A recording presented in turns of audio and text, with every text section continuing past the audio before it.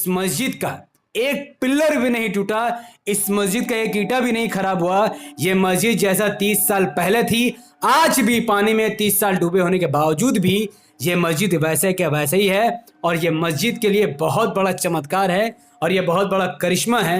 अल्लाह सुब्हानो व तआला ने अपनी मस्जिद की खुद हिफाजत की, बल्कि आज लोग मस्जिद को तोड़ने के लिए उत्सुक हैं। इस वीडियो पर बाद में आएंगे। पहले इस मस्जिद का नाम क्या है? अब तक जिन लोगों को पता चल चुका है वो कमेंट पर जरूर बताएं कि इस मस्जिद का नाम क्या है, वरना मैं आपको बता देता हूं। जागरण न्यूज के अनुसार इस मस्जिद का नाम नूरी मस्जिद है। जी हाँ, इस मस्जिद का नाम नूरी मस्जिद है। और यह मस्जिद कितनी साल पुरानी है? जागरण न्यूज के अकॉर्डिंग 30 वर्ष पानी में डूबी यह मस्जिद 120 साल पुरानी मस्जिद। आप सोचिए, 120 साल पुराना मुसलमानों के हाथ से बनाया हुआ एक स्ट्रक्चर जिसे हम मस्जिद कहते हैं, उस मस्जिद को 30 साल तक पानी में डूबा रहना पड़ा। और 30 साल बाद यानी करीबन 150 साल अब इस मस्जिद के हो चुके हैं और इस मस्जिद पर जरा सा भी खरोच नहीं हुए हैं।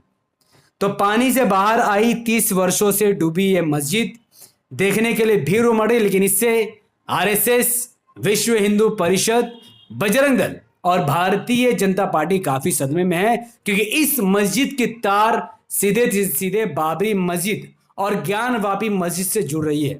आपको पता होगा 6 दिसंबर 1992 की वो काला दिन, वो काली रात, जब राम भक्तों ने यानी कार सेवकों ने मस्जिद के गुंबद में चढ़कर हमारी मस्जिद बाबरी मस्जिद को तोड़कर शहीद कर दिया। हमारी आंखों के सामने हमारी मस्जिद को टूटते हुए देखा गया और कोई कुछ नहीं कर सका। तो इस मस्जिद के टूटने का आधार क्या था? इसका आधार यह बना था कि लोगों ने दावा किया था कि बाबरी मस्जिद के अंदर रामलला की मूर्ति रातों रात प्रकट हो गई है, जबकि सच्चाई यह है कि 22 दिसंबर 1949 की रात में कुछ लोगों ने बाबरी मस्जिद की दीवार फांद कर बाबरी मस्जिद का ताला तोड़कर अंदर घुसकर रामलला की मूर्ति रख दी और फिर वहां से भाग निकले।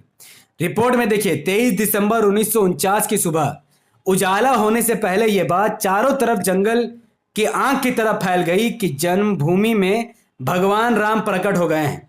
राम भक्त उस सुबह अलग ही जोश में गोस्वामी तुलसीदास की चौपाई भय प्रगट कृपाला गा रहे थे। तो इस रिपोर्ट के अनुसार 23 दिसंबर 1949 की सुबह में जो पूरे उत्तर प्रदेश में आग की तरह यह बात फैल गई कि रामलला बाबरी मस्जिद के अंदर प्रकट हो गए हैं, जबकि बाबरी मस्जिद बाहर से पूरी तरीके से ताला बंद की हुई थी, बाबरी मस्जिद का दरवाजा भी बंद था।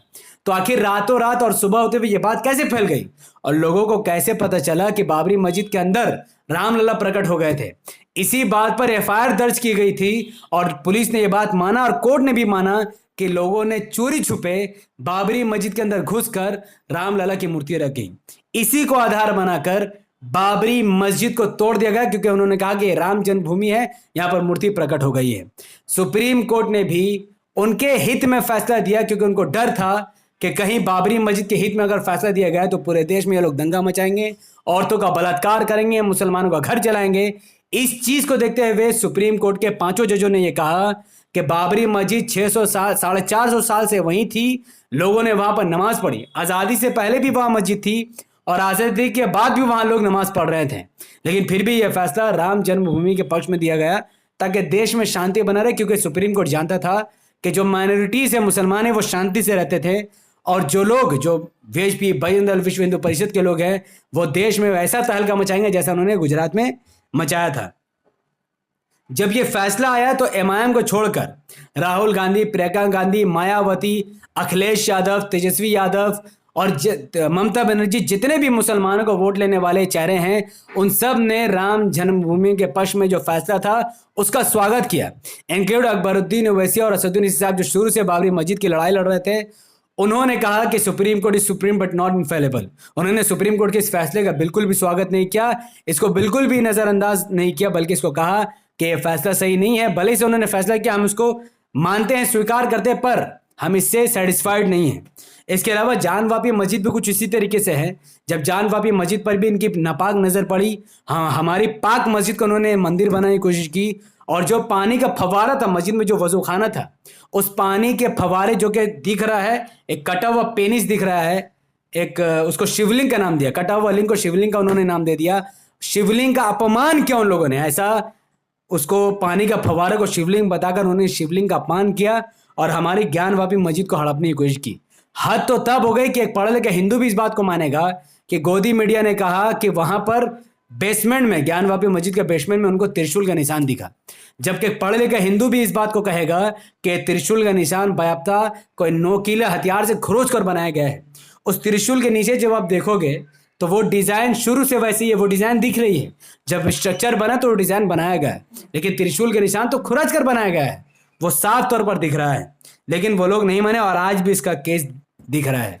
तो बाबरी मस्जिद के अंदर रामलला की मूर्ति रख कर कहा गया कि प्रकट हुई है, और 30 साल बाद पानी में डूबे रहने के बाद भी आज पूरी की पूरी मस्जिद बिहार के नवादा जिले के एक डैम में प्रकट हो चुकी है। और विश्व हिंदू परिषद और आरएसएस के मुंह खुले हुए हैं। नरेंद्र मोदी, अमित शाह को यह खबर पहुंची होगी और वो बहुत परेशान भी होंगे। और अगर ये खबर नरेंद्र मोदी और अमित शाह तक नहीं पहुंची है, तो अगर आप सब चाहते हैं कि खबर उन तक पहुंच जाए, तो इस वीडियो को वायरल कीजिए। उसके लिए आपको इस वीडियो को लाइक करना होगा, इसके लिंक को व्हाट्सएप, फेसबुक, इंस्टाग्राम जैसे सोशल मीडिया के प्लेटफॉर्म पर शेयर करना होगा। अपनी बात को कमेंट पर रखना होगा कि आप क्या चाहते हैं। क्या हमारी बाबरी मस्जिद को वापस हमें मिल जाना चाहिए या फिर वहां पर राम मंदिर ही बनना चाहिए? अपनी बात जरूर कमेंट पे दें।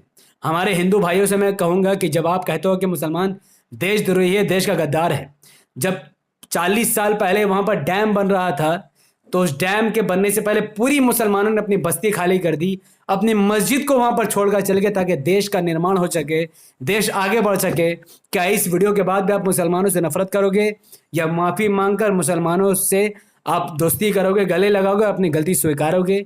कमेंट पर जरूर अपनी बात रखिएगा। हमारे यूट्यूब चैनल द पॉलिटिकल को सब्सक्राइब कीजिए, बेल आइकन को हिट कीजिए। अगर आप सब इस वीडियो को हमारे Facebook channel the political news पर देख रहे थे तो इसे लाइक कीजिए, फॉलो कीजिए, 5 बड़े ग्रुप में शेयर कीजिए और मुझे अपनी दुआ में याद रखिए। कमेंट जरूर कीजिएगा, क्योंकि आप सब मेरे बारे में क्या सोचते हैं, मेरे चैनल के बारे में क्या सोचते हैं और इस मस्जिद के बारे में, बाबरी मस्जिद पर आपका क्या प्रतिक्रिया है, वो जानना मेरे लिए बहुत अहम है। बहुत बहुत शुक्रिया। अस्सलाम वालेकुम रहमतुल्लाहि व बरकातहू। अल्लाह की सलामत रहमत बरकत अब तमाम भाई और बहनों पर हो। मैं अल्लाह भी पीस अपना। जाने से पहले हम अगली वीडियो में जितेंद्र नारायण त्यागी की बात करेंगे, वो वसीम रिजवी जो आज सनातन धर्म कबूल करके बहुत परेशान हैं। डिटेल में उसकी चर्चा करेंगे। तब तक के लिए एएमआईएम को समर्थन कीजिए, एएमआईएम को वोट कीजिए, ओवैसी साहब को अपने नेता मानिए, क्योंकि जब तक आप एक पार्टी, एक लीडरशिप को नहीं मान लेते, जब तक आप एएमआईएम को वोट नहीं देते, तब तक हमारी मस्जिद को ये लोग हथियाते रहेंगे, ये लोग सुधरेंगे बिल्कुल भी नहीं। अस्सलाम वालेकुम रहमतुल्लाहि व बरकातहू। अल्लाह की सलामत रहमत बरकत अब तमाम भाई और बहनों पर हो। मैं अल्लाह हबीब।